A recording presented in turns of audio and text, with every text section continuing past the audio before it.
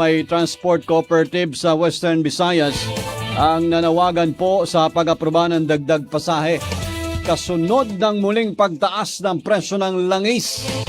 Katropa natin sa balita, Era Espinosa, XFM Iloilo.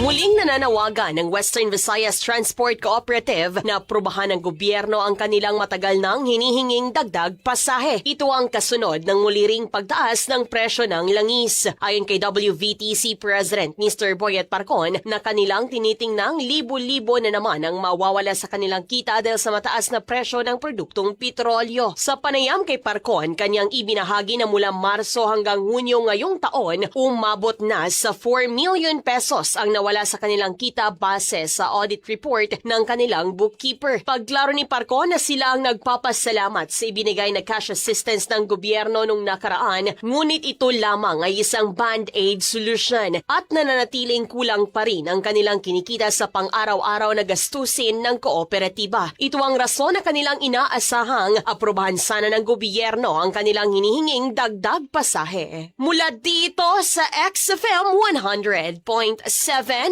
Iloilo. Para sa nagkakaisang Pilipino sa Pilipinas, ito si Katropang Era Espinosa, XFM News. Cellphone Plus Gold, mapalit sa mga butika sa inyong lugar.